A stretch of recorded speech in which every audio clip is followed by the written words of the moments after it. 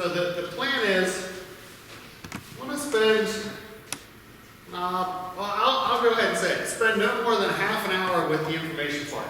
So when 7 o'clock comes, you have to stop me. So set an alarm or watch your phone. Where we're at that point, we're going to stop because I want you to have time to ask questions. We have both of our school resource officers. Officer Luse has an office at the middle school. Officer Lyons has an office here at the high school, and they also do lessons with our students. So all of our students have lessons in online safety, and they learn about these things. They learn an awful lot about what's going on just by asking questions. They also find out a lot about what's going on when students come in and have a complaint or have a problem.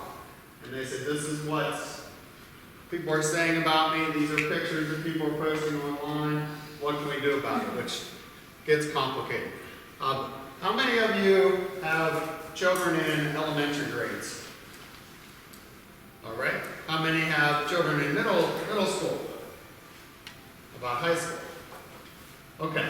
So in some of these, in this presentation, it's geared a little more secondary, but it's better to be elementary and hear that early than to be high school and say, wow, I wish somebody would have told me this before our son or daughter was in middle school or before they had a phone or whatever device. So what we want to do, one of the reasons why this presentation was put together was a couple years ago, our school resource officers, and at the time it was Officer Brower, they were dealing with a lot of problems with sexting, cyberbullying. They worked with our guidance department. They talked and they realized there are some really serious problems. And some of that was shared with parents, and the parents said, oh my goodness, we had no idea this was even going on. Somebody needs to tell the other parents about this. So we really tried to be careful on how we did that because we didn't want to just, do an alarming presentation and just completely shock everyone. But we also didn't want to ignore it and have the problem continue and people say, well, why didn't someone let us know there was a problem here? So this came really from parents saying, you need to find a way to let other parents know what's going on. So we do want to make you aware of the dangers.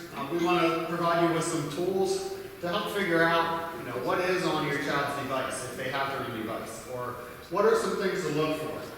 And then we want to give you some tips for monitoring activity, and I also want to show you where you can find a lot of resources on our district website, so that after you leave, if something else comes up, you can find some help there. So we'll look at positive uses, some of the apps that are very popular. Unfortunately, there are many, many examples of negative uses, and I would try to go through those very quickly. Every time there's a news story in the news, I take a clip of it, put it in the slideshow. Unfortunately, that makes a long slideshow. And I already talked about the last three things. So let's start with the positive.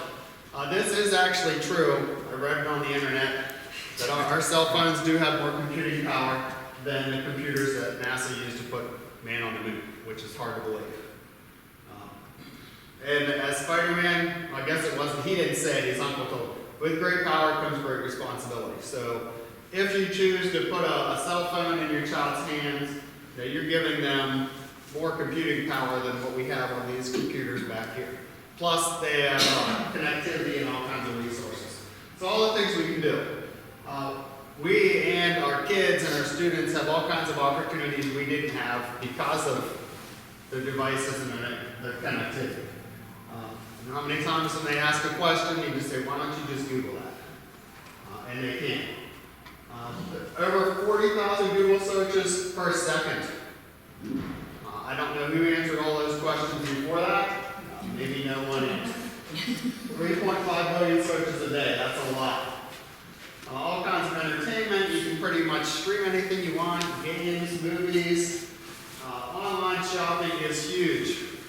It's very easy to spend a lot of money when you have Amazon Prime and you know that whatever you click, you can even do one-click ordering, it'll be at your house probably in a couple of days, even if you live out of town, they still get it to you. Social media usually gets a bad rap, but there are some resources out there saying you actually can have your high schooler, maybe even middle school student, start to make a positive presence on social media.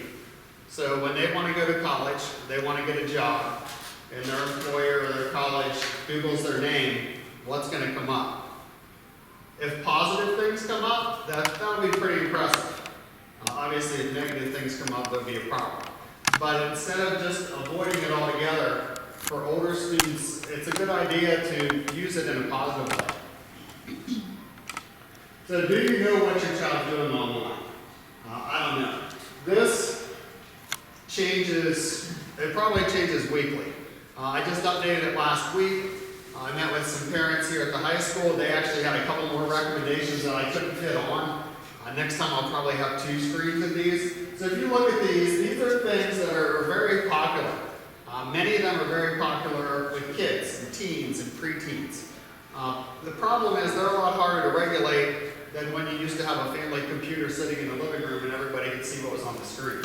So these are the things that usually are causing the problems that come to our resource officers. When you see the news stories of people being arrested and charged with things, usually it involves these things. So in case you're curious, those are the names of those apps. And there are many, many more. So what I did when I talked to the resource officers, they would say, well, here are the apps that the kids are getting in trouble with, and the guidance counselors.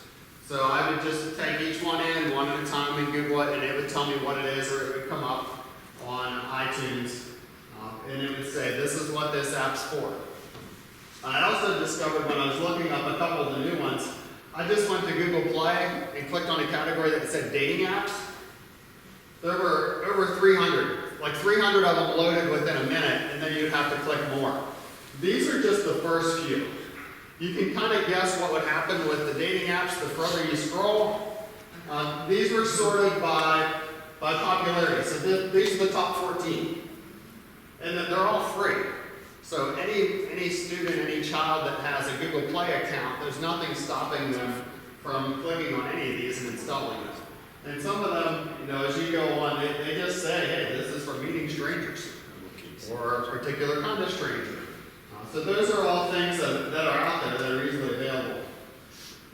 This was a video that talked about young people and students that felt like if they didn't get 100 likes on a picture, they had to take it down because it wasn't good enough.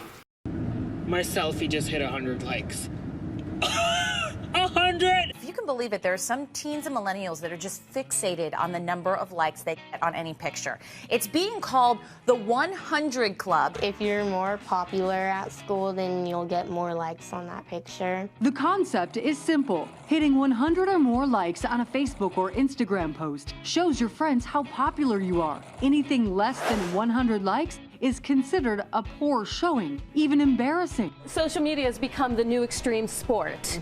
We know that getting 100 likes is now created a competition where the prize is that trophy of getting into that exclusive club where you can feel well-liked and popular.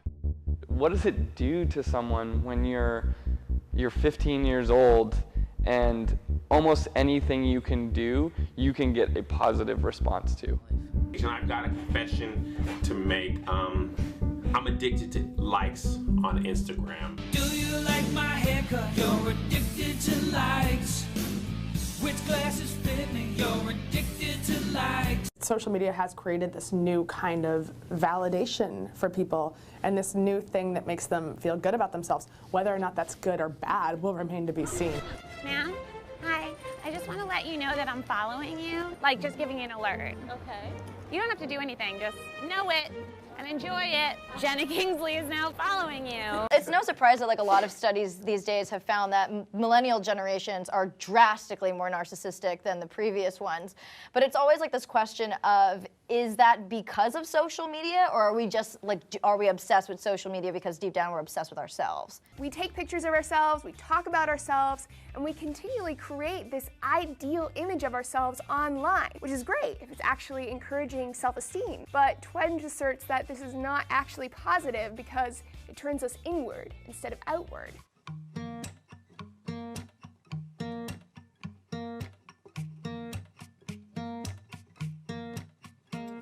This is an alien. We know at least that magazines get Photoshop, but if you start seeing your friends do something like this, and you don't know that they're doing it, then you start to think that real people look like this.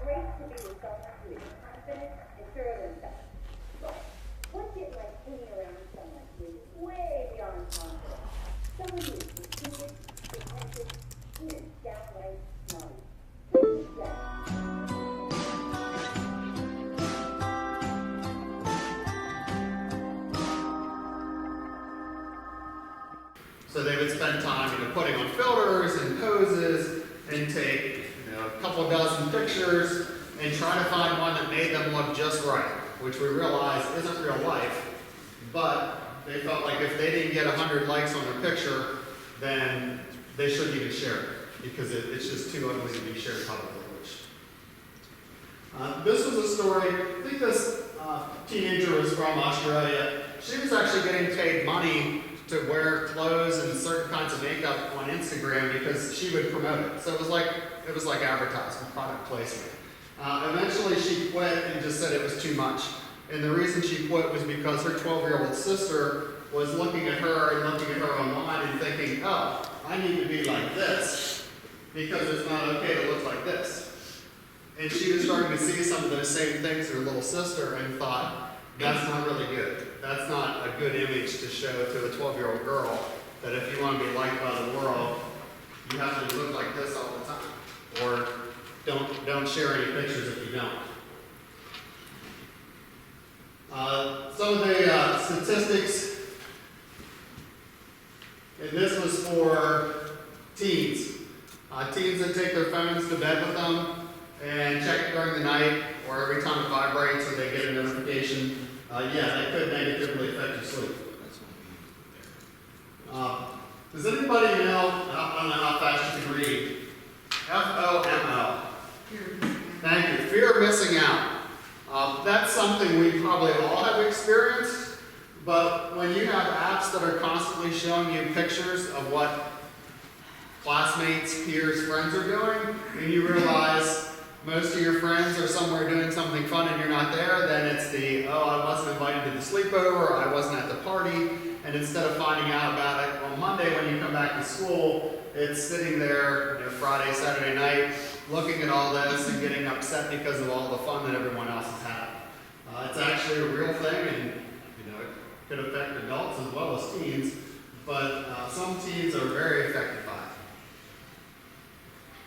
We already mentioned some of the apps that are designed, some of them are designed to hide things.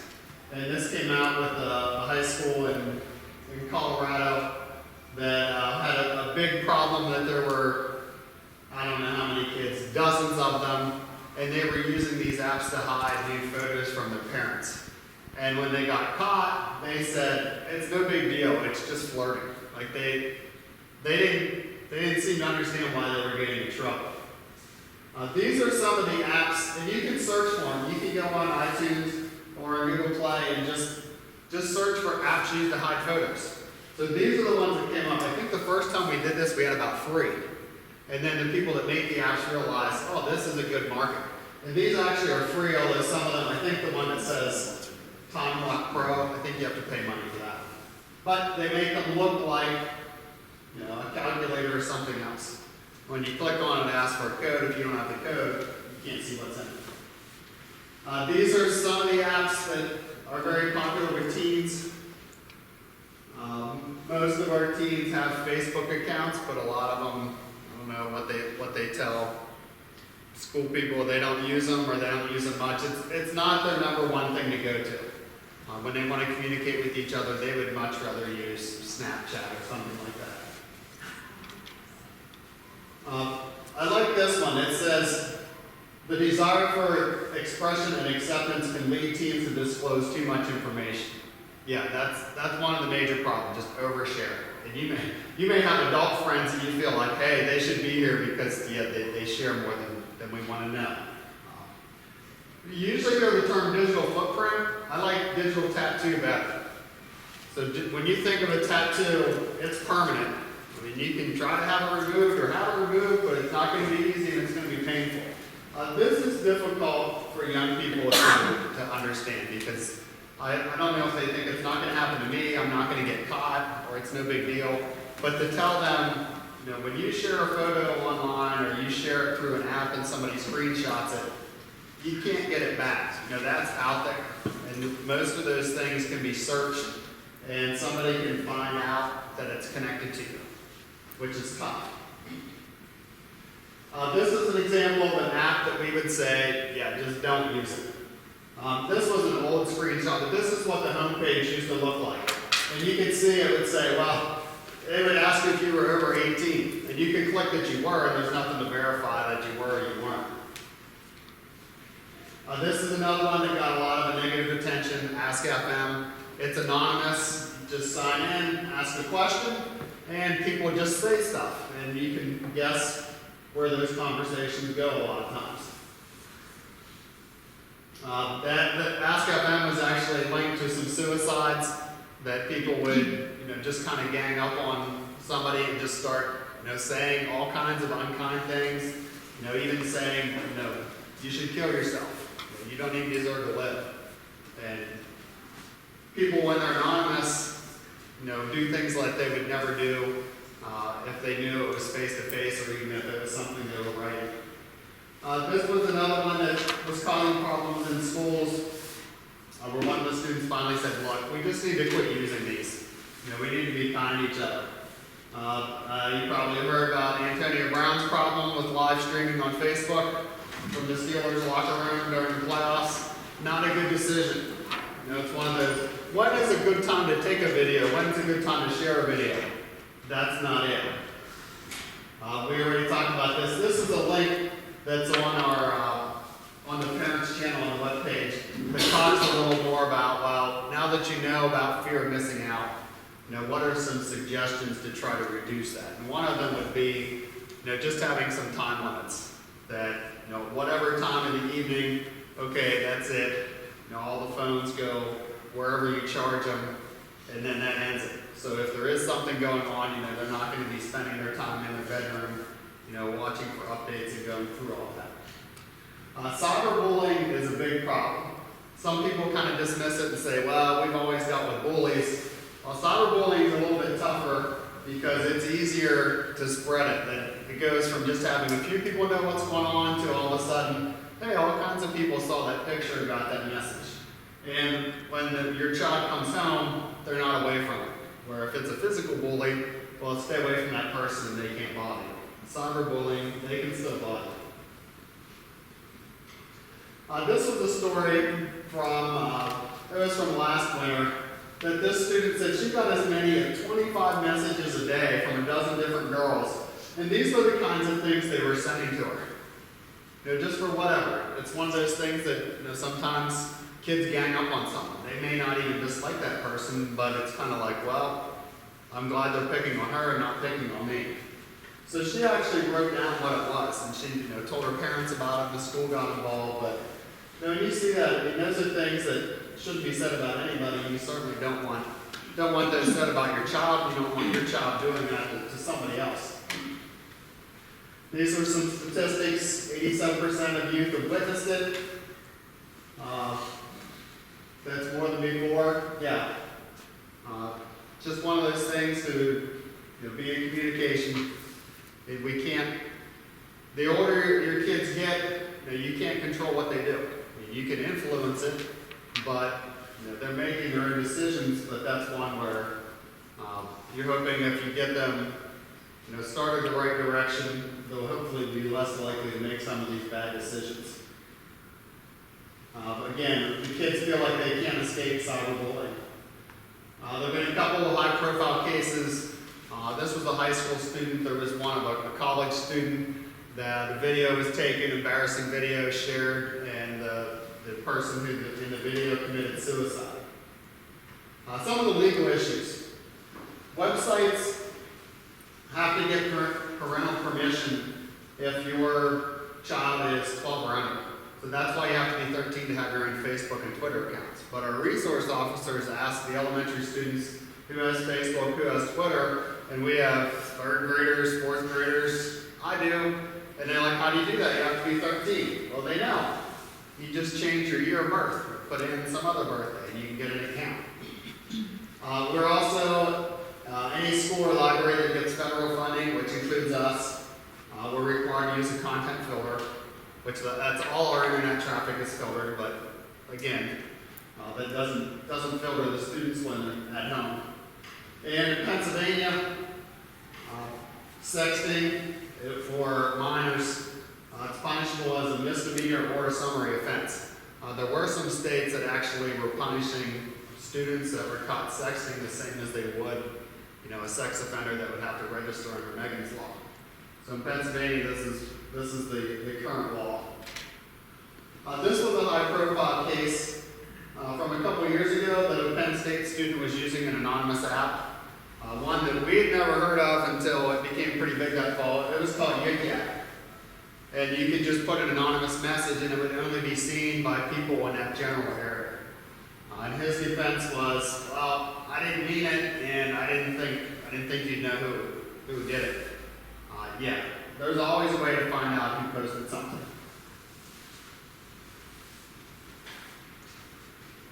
So another example of a video that was shared, and they remind you, yeah, when you share or post something, you lose control. Which, I mean, you can tell your child over and over, but sometimes they learn the hard way. This was a case from Altoona of a man that was using Facebook to try to lure teenage boys. And actually, he got caught when one of the kids was leaving the house, and the mom's like, "Where are you going?" And he said, "I'm going to meet so-and-so." She's like, "Who's that?" "We're friends on Facebook." Well, she checked it out and realized that yeah, it was really, it was a man that was communicating with him, trying to meet him, which, it's really good. She said, "Hey, where are you going? And who are you going to go see?" And this was a follow-up. Yeah, they talked to other schools and organizations, and everybody said, "Yeah, there's sexting going on." So here's some of the negatives. And I'll go through them pretty quick because it's happened everywhere. I'm glad that we're not in the headlines, but it's happened here too. It's just a matter of what the media picks up. This was one from Virginia. A high school student went to meet a college student. She ended up getting murdered, and they were communicating through Kick Messenger, which it's not because they used Kick Messenger, it was just that they were communicating and the parents didn't know about it.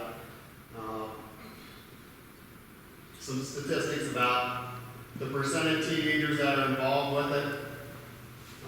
You probably remember this story of the Penn State fraternity taking and posting inappropriate pictures on Facebook. This was a recent one. This story is very unfortunate, but what really concerned me with this story was, and there's fault in a lot of places, but the student that was involved was actually, actively communicating with the adult. So it wasn't like, at least according to the way it was written up, that the adult was like hunting this person down. It was like the student was actually going to a different bus stop to see this person. I already mentioned that some states use Megan's law. This was from last week. So if you Google Megan's law, you can put in your township, your municipality, and you can see the number of people that are registered sex offenders. It gives you their name, it gives you where they work, it gives you where they live, it gives you their photo, it tells you what they were convicted of. So for Center County, there were 521. Now 388 of them are in prison. So because the prisons are located in the county, they still count to that. But I think if you haven't done that, even if you live in a rural area, I think you'd be shocked because there are people on this list all over in all parts of the county, all of the townships. It's just one that, if there's someone in my neighborhood that's on that list, I'd like to know about that. So what are you supposed to do after all that? It's like, oh my goodness, we just need to go where there's no Wi-Fi, no internet, go off the grid completely, no electricity. Well, we've had parents that have taken phones. There have been students that have had their internet privileges taken away. So what do? They would get a username and password from a classmate. They would have someone else give them a phone. So it's tough. I mean, some students are are very resourceful at getting around, the guidelines and the consequences. So it's easier to start when they're little. First of all, start with knowing their passwords. And if you have an older child, high school, they would probably be offended by this. But now I'm guessing you're providing the internet. You may have paid for the device. I don't know, maybe your child bought their own phone. But it's good to know their passwords. And if you're at the point where you didn't give your child a device yet, or they don't have a smartphone, before you do, I would recommend saying, hey, you can use this, but I'm always going to know your password. And the password to unlock it, the password to install apps, if it's an Apple device, there's another password to lock the restrictions in. These were the worst passwords of a couple years ago. So if you're using any of these passwords, you should take a minute and change them because they're horrible.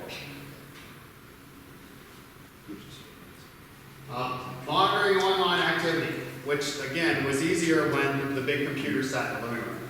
So that might mean saying, hey, every once in a while, I want you to show me your text. Show me what's on your phone. Depending on what they're doing, you might be able to pull up their internet history or their search history. And let them know. Say, hey, that's something that we're going to look at. You can do it together, or I had one friend that they were on some kind of plan. They only got a certain number of texts. So if there were any missing, the parents knew they would delete it. And the deal was, if you're short text and you deleted text, then there's going to be a consequence for it. This is a big one. Yeah, if there's something that you don't know what it is, just Google it. Because most of these apps have crazy names, and we wouldn't expect you to know what they were. Or you can ask your son or daughter, and if they give you a straight answer, you're like, okay, well I know what that is. Or if you're not sure, if they tell you the name of some app, you can go Google it and say, well, what is it? And this one they tell you, yeah, it's an anonymous social media app.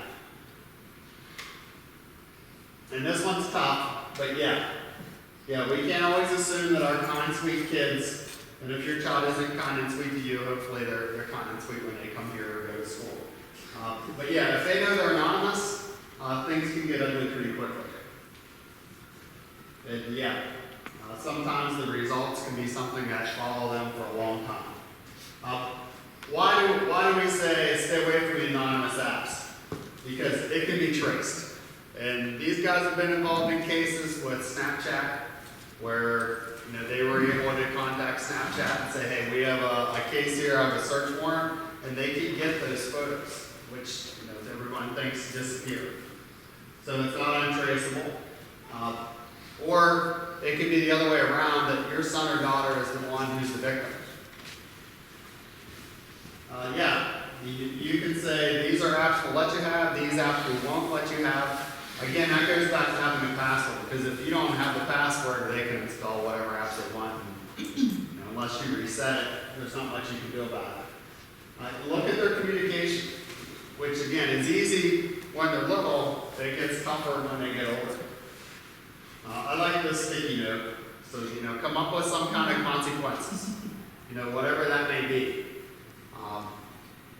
We have a 14-year-old at home. She doesn't drive, but taking her phone away is probably the most effective consequence we have right now. She's too big to be paddled, no keys, but that seems to work pretty well.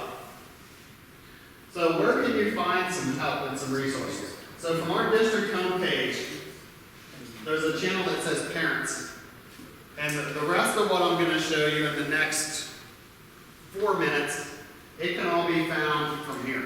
So I'm not going to play the videos. I want to show you some of the specific things that are there so that you know where to find it and you can spend time on the things that are more interesting to you. So we do have a long list of links. This one actually is really good.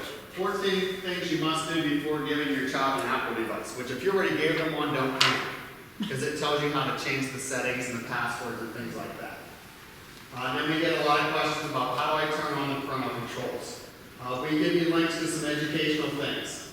And we use some of these in our classrooms. And they have examples for students to see. Here's what it's like. This is probably the question we get the most. Now, I just want a list of what apps should we say don't use them. There's a link to this YouTube video.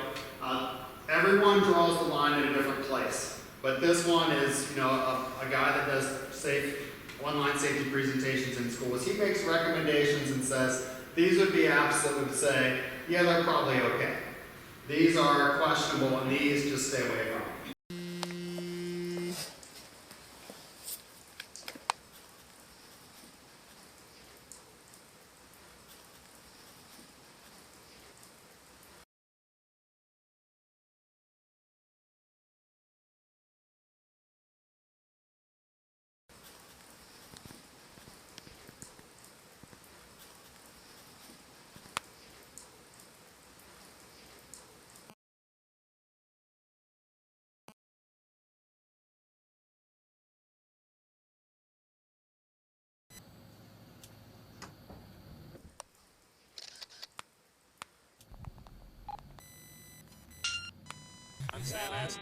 You know I'm sneaking out. It's too early. Are you kidding? It's 9 o'clock the party. 9:15. 9:15.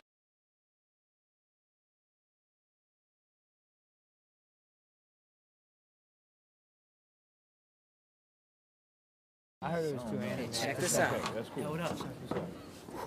Whoa. Nice, yo, man. Yo, send that to me real quick. I'm not gonna. Come on, send that to me.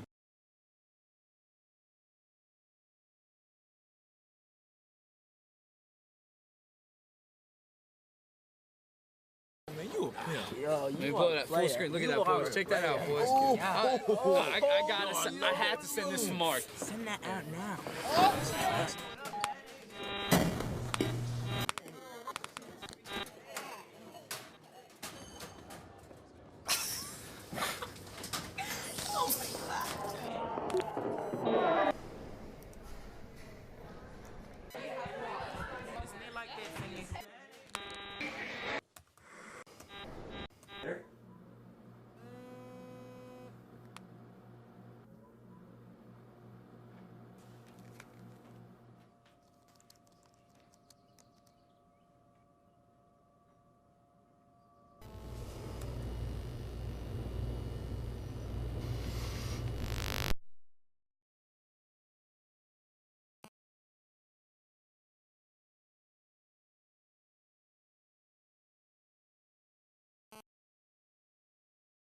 Hey there, my name is Josh. I wrote a book called Light, Bright, and Polite. And I want to show you in this video how to hide some apps on your phone. And then when you're done, I'm going to show you how to find out if your kids, your students, your teens have hidden apps from you. Okay, I want to show you how to do it first. Let's pretend like, and I don't like this app called Kik. Do you see that up there?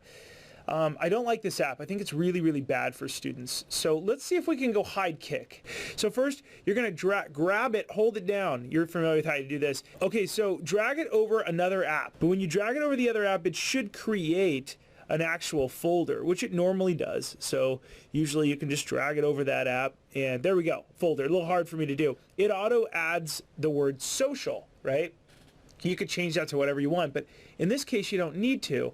What we're going to do is take the app that we want to hide from our parents. No, I'm not trying to teach kids to be bad, but what I am trying to do is show you that you take the app, you know, you keep the good app where it's at, you take the bad app and you drag it over one. Now, did you see how I did that? I created a new little baby screen down here, and now it's in screen 2. So you have 2 little dots. Now, the next trick we're about to do is take it from screen 2, take it over to screen 3. It's over in screen 3, and then click the big button on the bottom once. I'm going to click it once.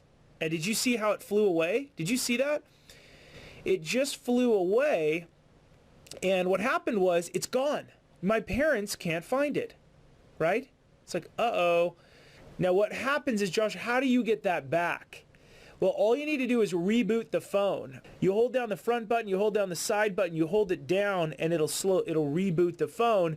When you reboot the phone, the app will appear on page 2. So you have to go over to their page 2. It's still kind of hidden, but it's not completely hidden. So that's how you do it. Let's go over it one more time, and I'll show you how to bring it back. Let's say I wanted to hide if. I don't need to hide if. Or let's say Snapchat. Like, oh, I don't want my parents to know I'm on Snapchat. So you drag Snapchat onto another one. It creates a folder, as we're familiar with. You go into that folder. You drag the bad app page 2, We're on page 2. Okay, it creates a page 2, and then you got to do it again sometimes. It's on page 2. Let's go over to the 3rd page. It's on the 3rd page. One quick tap, and it's gone. I held it down. I did a one quick tap, and it flew away. Now Snapchat's hidden. All right, so now what I'm going to do is, how do you get them back? Well, we're going to do this. We're going to hold both of these down, top button, the upper right and the bottom button. We're going to hold it down, and now it's shut down, and now we're going to click, I think it's the upper right or the bottom. You click them both or something like that, and it'll slowly turn back on. Okay, I just unlocked my phone, and here we are. We rebooted it to try and get those apps back. So parents, you can reboot your kid's phone to get the apps back, and what we're going to do is go over to that page where we hid those. And you see the little 1 up there? That's because I have a Snapchat I haven't read. WhatsApp is there, and then watch this on page 2. Whoa, there's Snapchat. There's that one that we tried to hide. So it's back, right? Where did Kik go? Well, sometimes they don't appear in there. Sometimes they appear on other pages. Look, Kik is down there on my page 2 down there, bottom right. So they fly back in the front, you know, all over. So one of the things you can do is reboot your student's phone, know that 4-digit passcode, and just go around. Now, one more thing we're going to try here, and the reason I'm going to show you this is, if you want to find out if your student has Kik, you just type in KIK in their screen, and you can see if they have it, right?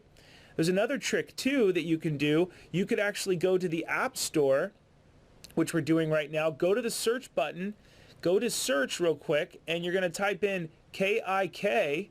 And when you type in Kik, I've showed you this before, that means somebody has it. It's not only has been downloaded before, but now it's time to update it. If you see a cloud, that means your student downloaded it in the past, deleted it, and it's asking to download again. But if it says the word get, that means it's never been downloaded. Thanks for watching this video. You can click the links on the screen or below the video to learn more. I'm Josh with SafeSmartSocial.com. Thanks for watching. As always, keep it light, bright, and polite. So that list is on there. How to find hidden apps. The short answer, if you have an Apple device, go to battery usage, and you can see which apps are using the most battery. So that's for Apple devices. If you have Android, it's under data usage, and you can check your own device if you want. So even if your child is hiding an app inside something else, if they're using it, it'll show up either under battery usage for Apple or data usage for Android. And that's quick. We have videos to tell you how to set the passwords. This is a webinar that is offered several times a week. It's in Pacific time zone though. But I think they also have a video. But if you have specific questions, you can ask. This is one, a resource that has information that, you know, how do you talk to your student about, your child about sexting? And it has some links and some other things to, you know, have a difficult conversation with them. Kids leading secret lives on their phones. But now 3 smartphone apps designed to help you monitor their every move. Perfect for the Totolis and their 2 teenage kids. So we've downloaded the apps on your kids' phones. Okay. Have a seat. And we can monitor everything from your laptop right here. Awesome. First, there's Net Nanny. The cool thing about this one is you can actually choose the exact websites that you want blocked on your kids' phones. That's great. Awesome. But it goes a step further. You can block the type of website. So dating sites, nudity, pornography, tobacco, you can block those. Super helpful, yeah. But it goes even a step further than that. Suicide, for example. You can set it to warn mode, so you will get a warning if your kid types suicide in. That's super helpful, I think, because of the cyberbullying, everything that happens in the teens' life that's so common today. App number 2 does even more, called Secure Teen. This one gives you your kids' call logs, but it goes even a step further than that. You can actually read your kids' text messages. Oh my gosh, that's fantastic. As scary as that may be. I know, it's a great tool. But app number 3 may be the most advanced of all, called Teen Safe, even pinpointing your child's exact GPS location instantly. Any mom who has a kid who drives. Yeah, it's a nightmare. This app actually gives you the exact coordinates of where he is at any given time, no matter where he is. Like we have him called up right here. That's awesome. Oh, I see him there in the deli. And the app is right. We actually have a camera with her son, and he is at that deli. And here's the coolest thing of all. We obviously worry about texting and driving. Absolutely. We tell my kid all the time, don't text and drive. If you actually think he could, and you know he's going from somewhere to somewhere, and you don't even want him to have the option, absolutely. Pick up your phone real quick. Let me show you this. Okay. Click on the Teen Safe app. Okay. You see the pause button? Yes. Just hit pause. Okay. His phone is frozen. No way. My phone's locked. I can't do anything. I can't text. For a parent, I think this is fantastic. Your son will hate you, but you'll use this. Yes. He'll be safe though. Yes, and that's the most important. High-tech hovering that could make all the difference. Jeff Rawson, NBC News, Kinnelon, New Jersey. And then there are also apps that you can use to monitor them. I don't have any that I recommend personally. You know, these were 3 from the video on the previous screen, and that was from like a week ago. There are a lot out there. I don't know the details of why one's better than another, but they're all similar priced, and that's one where I'll be curious to hear from you if you use any and if you like them. But yeah, those filters and apps, they're not foolproof. And kids are really good at turning them off and getting around. So communicating is still very important. Did I make it? I've got 6:59. So before I open up the questions, do any of you use any apps that let you see what kind of text your son or daughter is sending, or it filters them, or any of those? I don't. We have a little more hands-on approach. Web Watcher was one of the ones that was one of the first monitoring apps that came out. It's still currently available now. It's available for Mac and iOS operating system. The issue with them is the kids know that they're there, and they like you said, they shut them down and they go around. However, I opened it up. If you go to the App Store, you can look at these. They'll give you a little history. They basically mirror your child's phone to you. The one thing I will caution you if you're going to use these, and I just read this today, parents, I hate to say this, be the one to pay for the phone. Because if the kids are the one who's buying the phone and you install it, you're in violation of the Federal Wiretap Act. You're receiving, even though they're under 18, you're receiving and incepting their information. You're basically stealing, and you have no right to do that because they're entitled to that information and privacy. When you say that, do you mean their name is on the phone? If they go to work at Burger King and they say, I'm buying my own phone, so they go down to Verizon, they sign up, they get their own plan, and they pay for it themselves. It's got to be their name. If it's in their name and their phone, then you have really no rights into it. If you're paying for it, you add it as an additional phone to your plan, you have all rights to that phone.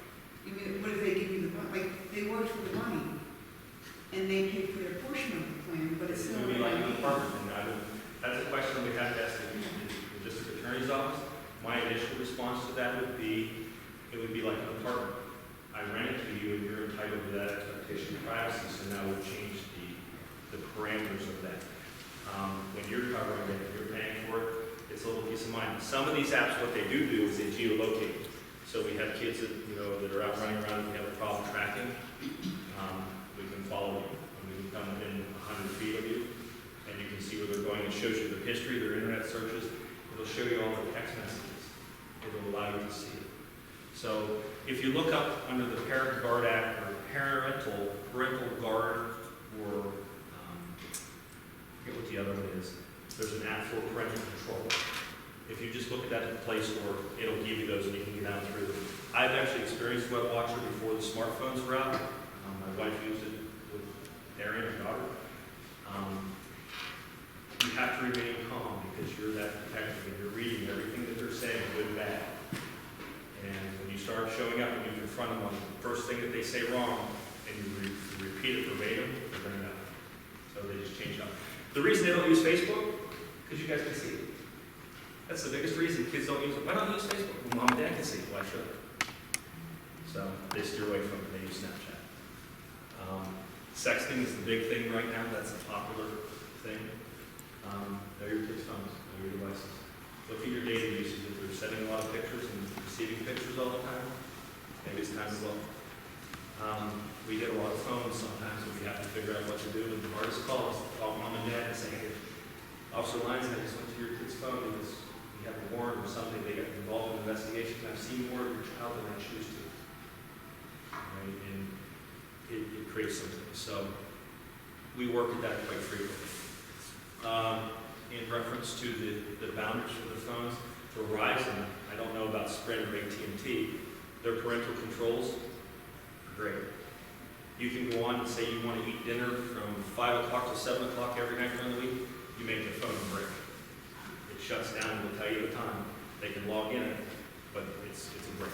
So I forgot to mention that in the past, the guys from the Verizon store in town said, if you're a Verizon customer, if you bring your phone in and they're not working with someone else, selling somebody something, they'll show you how to turn that stuff on. You can find it online, but it's much easier. They are great to deal with down there. And if you can muddle your way through Verizon, it's difficult to find, you can actually go back for 6 months worth of text messages.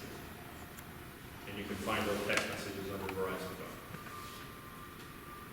So what is the school allowed to do? How much are you guys allowed to work with the students to educate them on not only the legal repercussions that happen by being involved in this sort of activity, but just the social aspect of it? We are required, correct me, but at least one block of instruction. I know Officer Lyons and I have been hitting the elementary school and the middle schools.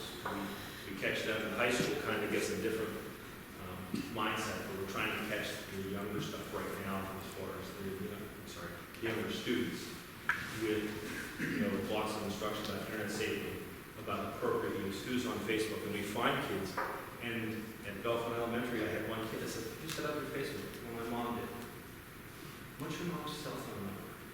And did you know if you enter your cell phone number in the search bar on Facebook, it would take you to the account? So I put it in, and up pops mom, this little girl. It's her account with her name, with mom's cell phone number. And we went through everything, and it told a lot about it, and it wasn't a private account. Those are the things that we look at, making things private, protecting kids, avoiding the people that are out there, the ones that, we call them the creepers or wackadoodles. We have them around.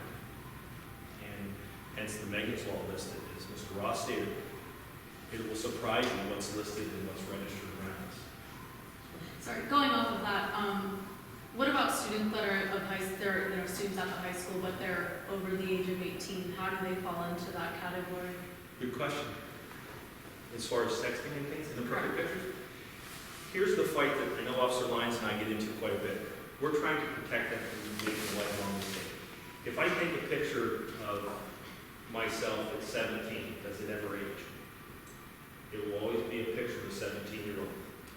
So now when whoever I send it to is 19 or 20, what are they in possession of? Does it become child pornography at that point? Because it's a picture of a minor, somebody under the age of 18, possessed by an adult over the age of 18. We've changed the rules. We haven't tested this yet, but that's the general perception. So better to try and, it's abstinence for the most part from your phone, and use it appropriately so they don't get into this. And that's one of the biggest fights we make. We actually do a session with the ladies, the girls in the 8th grade at the middle school, where we pull the girls in, Mrs. Michaels, the vice principal, and Kelly Judd Walker, the magistrate. And they have a heart-to-heart about appropriate usage and what they're doing. And it happened. In November last year, we had a young lady come to the police station and said, I was contacted by a guy on Snapchat, and then he friended me on Facebook. And he said, I found some pictures of you online. Now, she's 22. She went to school here for 1 year. She was a sophomore. Then she graduated from State College High School. She happened to be here working in Bellefonte. She said that she knew the pictures that she took of herself were explicit. She sent them to her boyfriend. Well, they ended up on a website in California. And she was blaming him for sending them to the website. When we did some research, I contacted another detective that I work with in Officer Lyons Horseman, and we found out that here they hacked the cloud because it was done on an Apple device. They hacked the cloud, they grabbed the pictures. This particular website is known for tracking and attracting photographs of inappropriate nature of kids. So we opened up the website, and the first line in the business statement is, we will not respond to any legal order or court order, and we will not comply with any law enforcement entity. They're owned out of Russia. So therefore, your pictures are there forever. And this gentleman actually sent them to her. So he sought her out, he found the pictures of her first. How he found her was on Facebook. He looked at her picture, her facial picture on Facebook, and her facial recognition software identified her to here. He was from Arcade, never met her. So he's now in possession of pictures of her when she was a sophomore. See how things spiral out of control. Now he had some other explaining to do with another agency why he was on that website collecting pictures. But it's kind of concerning. And that's why the biggest push with the kids is trying to get them not to do it. You know, we put a big push on for mothers against drunk driving, and we just have to work on the next part, sometimes. So, but trying to get it not to be out there is the further move.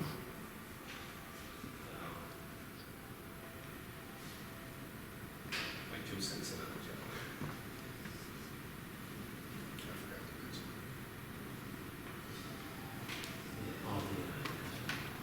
Yeah. Oh, yeah. Like, how many of you have all your child's passwords and usernames for their websites? It's a good idea. And I always tell the kids when we do these classes that, you know, it's not because you guys are snooping on them. It's because we're afraid that other people are snooping on them that shouldn't be. So in order for you guys to do your job, be responsible for your child, keep them safe, it's a good idea to have their username and passwords for whatever they have, if it's email or any type of social app. I know a lot of them are using, they're not even using Facebook anymore, pretty much. I mean, they might have an account, but they hardly ever go on it. Instagram is the biggest one, and Snapchat.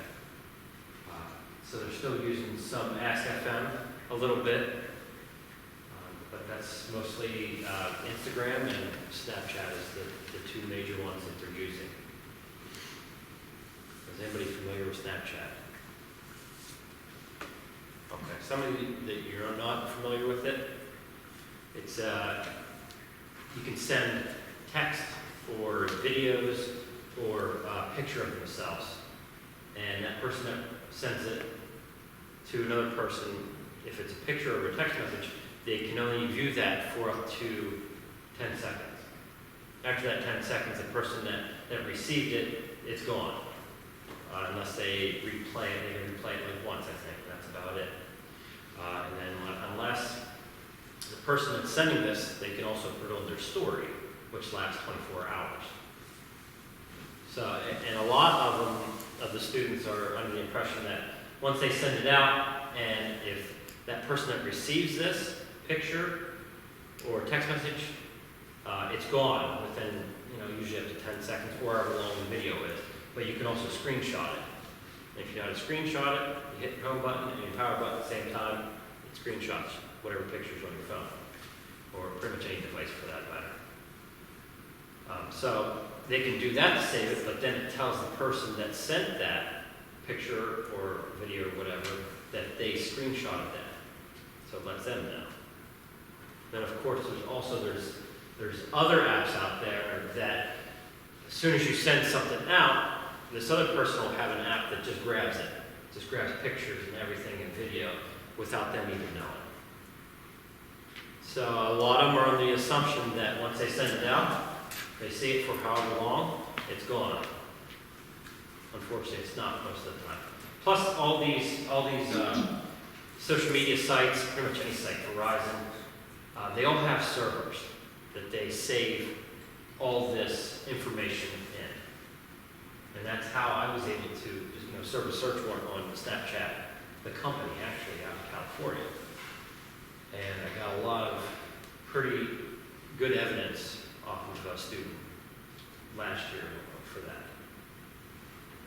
So you can't, with Snapchat, one question I have, there's no way to forward, if you receive something, there's no way to forward it to a broad audience. You would have to screenshot it and then you could forward it on. But there's no way from Snapchat to do that.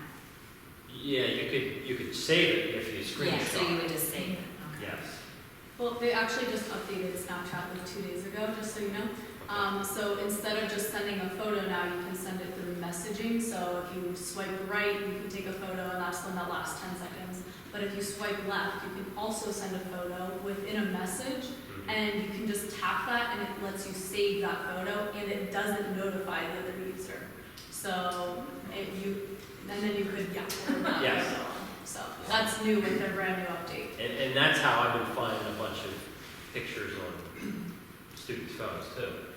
By swiping right, or swipe right, and then it comes, and then you just scroll down, and there's all sorts of stuff there usually. A lot of the apps that can capture those, like you were just talking about, when it'll automatically capture anything that comes in from your phone to Snapchat, you can forward through some of them.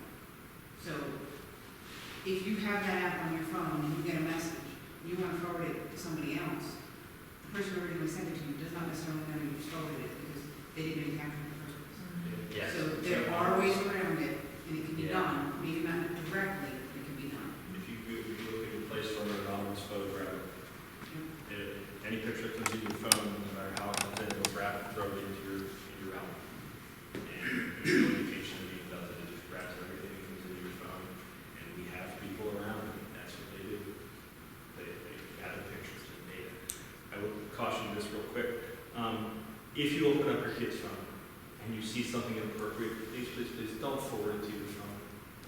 Because if it's something of somebody else and you see it, you're now in possession of it. Let it there, get a hold of us, we'll help you through it. As painless as we can, we will help you through it. But once you start sending it around, the whole thing has changed its character. And it just gets real sticky at some point. So I want to caution you, as much as your reaction is, and you delete it, some people do that. My suggestion is that you find it, wipe the phone, reset it to factory new. What about, sorry, gone. The law says once we get these things, we're supposed to destroy the phone. We get people that buy $600 iPhones for their children, and they're gone. It's not me, it's the statute. Now, there's been times that destroy means to destroy the hard drive, or the phone itself, which is a master reset sometimes. But if we get them, if the parents come to me and say, this is what's on my kid's phone, we'll get through it. We'll figure it out. Chances are we're going to go back to the source. Especially, we have people that will send anonymous pictures or unsolicited pictures out. And kids will open up Snapchat and there's an inappropriate picture like that. And the first reaction is they don't know what to do. So maybe talk to them. If you ever get in, come talk to me about it, because those kind of things, we'll help you through it. We'll figure it out. If we have to, we can figure out the digital footprint or tattoo that was left behind. And we'll go back to the center, because he left a trail. But just I want to caution you that we have some people that will, why send it to my phone so they can send it back to their parents because we knew it was. Okay, we just created all this problem. So it changed because when they send it to the parents, they know what they have possession of. Sexually specific image of the minor. No matter what your intent was, by statute. We have iPhones. When you're searching for something on Safari, there's a setting that says it's privacy, where it can't be researched again, it'll disappear. Do you know if that's a way around that? I'm not that familiar with that operating system. I've gotten away from mine. I think it's the same as incognito for Android. Yeah, I know on our computers, if I turn on incognito mode in Chrome, it's something similar. If you redefine print, it actually says this will not hide your activity from your employer. At school, it all goes through our network. It could be picked up. I think it would probably make it tough for me to look at your phone and find it, but whoever your internet service provider is, well, this says Safari won't remember the page you visited, your research history, or your autofill information after you close a tab in privacy browser web. Yeah, that sounds like the same thing. Yeah. So it's not linked to your account. Right. So I think it's your just provider could still see that traffic if there was. So you don't know if there's a way you can go in and see if your kid's using that. Well, again, I think that it's not going to show on your history or your cookies, but I think it shows up with your digital footprint. It's still there somewhere. It's just how do you get it? Harder to find it. Yeah, I'm not sure how you know if that's what they were doing.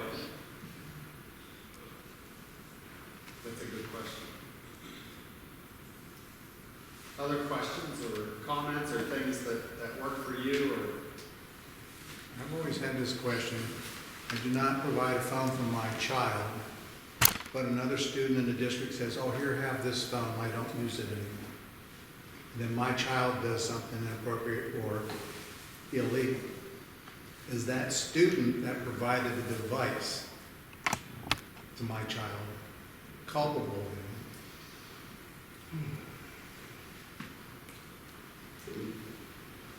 If they own the phone, yes, I would believe so. I mean, you'd have to prove that what your child did, was it his fault, or was it previously the other kid's fault? It's already on that phone. See what I mean? Or was that confusing? It's happened numerous times. So maybe if I did it like this, if I loaned Officer Lyons my work phone. So Not loan. Well, here, These kids get new phones like, some people get new shoes, once a month or something like that. Yeah. So they're floating around everywhere. And they can they don't have a data plan anymore, but they get wireless wherever they want to go. So now my student has a device that was provided by you, and then my student goes out and does something illegal with that device. Are you now responsible or any way? I mean, I go out of my way to make sure they don't have this access.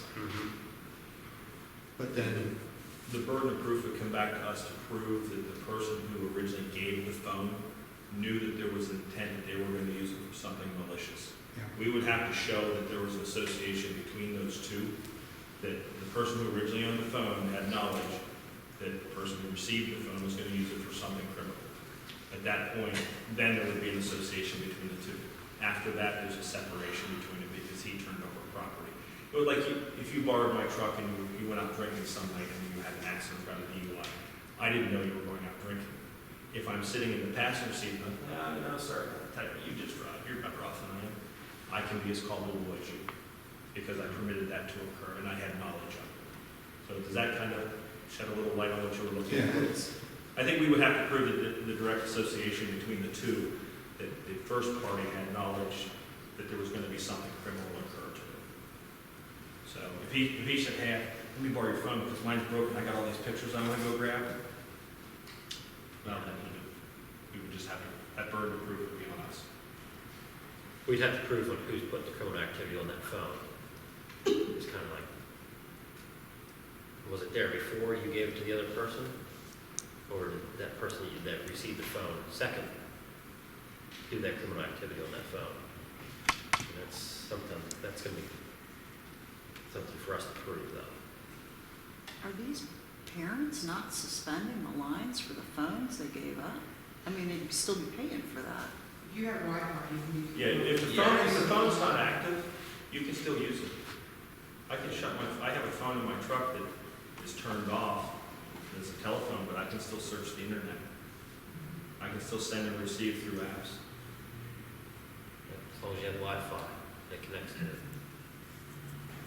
Well, one good thing about that too, I think you can use 911 if you have an emergency. Yeah. You can actually. Yeah. With that situation, with somebody, one kid giving another kid a phone, doesn't have a data plan on it. If a parent says, okay, that's fine, you can have it, you just can't, you did like, the wiretapping law is the same. Nobody's technically paid for that phone. Nobody's in possession of it, so could a parent? I would say it would probably come back to the parent, that the parent's the owner of the device. As long as the kid's under 18. That would be, I would double check that with one of the ones in the DA's office, the ADA's. That's how I the would. parent would want to be aware of. Right. And the biggest thing is to stop, anything coming back to come against somebody. They have the best of intentions, so I think it would go in, probably not. We would more focus on the content.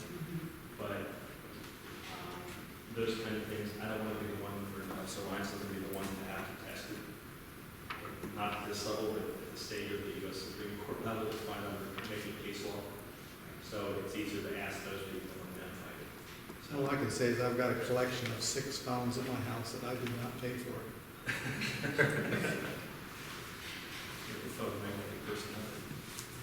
And that happens. I mean, these kids do that. They'll turn around. Here's the other thing on your data plans. Did you have something? No. On your dating, start watching your dating. If you see a spike, chances are your kids are turning their phone into a mobile hotspot, and they're sharing internet with their friends. Because they might have a plan that actually receives the signal better than outside the building, and they turn their phone and they share it with their friends. It happens a lot at the high school. Yes. Because anything that goes out through our wireless is filtered. It's filtered. So students will share their data plans as a mobile hotspot. You start seeing your 25 gigabyte plan at 60, 75 gigs. They're the popular. They're the popular reads in town. At the high school, are they? I think I heard that yes, you can have your phone during the day. Yeah, they are. Yeah, the teachers make the decision whether they're allowed to use them in a particular class or not. But it's amazing how sneaky students can be. Well, people in general, but some of them are very skilled. But I mean, because even if you, I mean, my thought is, that's just my personal opinion. I don't think they need them. I think if they need me, there's other ways to get a hold of me. But I know a lot of parents think, well, what if there's some emergency and they can't? But, you know, I went to school many years ago and I was just fine by going to the office using a phone, so. the school has better tools to contact you, if there is a situation. Exactly. Because even my 13-year-old that's in 7th grade says that to me. Well, I need my phone. What if I need you? Well, there's plenty of people that can find me. That brings up a good point, because heaven forbid anything would ever happen here at any of these buildings. Our biggest hurdle is communications, because we know what's going to happen. We know that parents and students are going to be on everything. It's going to gridlock the system, and what we're trying to resolve, we can't do. So that's the other hurdle. I'm prone to cell phone jammers. I think we just shut it down if something ever happens. It's nothing against parents. It's resisting that temptation, because we all want to know. I want to know. Are you okay? Good, stay on. But they're trying to get these details on what's going on, and those things. It's a discipline we don't have. I don't know how to send that message out to parents. How do you tell somebody? Because I know that we have a kicking and screaming at the door, and we're trying to resolve things. So that's the other hurdle we face, is they overwhelm the system. And we see that. 9/11 happened. Try to make a phone call. You couldn't. Penn State had issues with shooting. You couldn't make phone calls. They gridlocked the system. Grange Fair occurred, and that was just an average event. That's a week-long event. They shut down the system. I live in Center Hall. I had to walk in the house, pick up my phone, and dial a number. How do you do this? But those kind of things happen, and as technology changes, it becomes more and more fluid. But we know that we're going to tax it the more that's out there. And here in the school, we can tell when they're online. When a lot of kids are signed in, when we're trying to do things on the computer, I know at the middle school, it gets slower and slower and slower. It's because everybody's on. And it's not, we don't have students on, it's just the system's taxed that much. So, but the big thing is parents know your kids' phones, know the content, and the relationship. If they're getting inappropriate things, let them know it's okay to come tell you if they get these anonymous ones that they were unsolicited. If you find them on there, get a hold of one of those, we'll be glad to help you figure it out. I mean, the unfortunate part is sometimes if it's something that's been going on and they're all over, then we might have something, but it's given us some flexibility. We have ways to help them through the process without letting a significant record. And so we can help them out. Any last questions or comments? Well, thank you very much for coming out. I didn't introduce everyone over here, but we have more school staff that are involved in a variety of different levels and have different perspectives on this and have dealt with it in different ways. So thanks a lot. If you do have more questions, you can ask us now. Be sure to check out the resources we have on the website. Thank you. Thank you.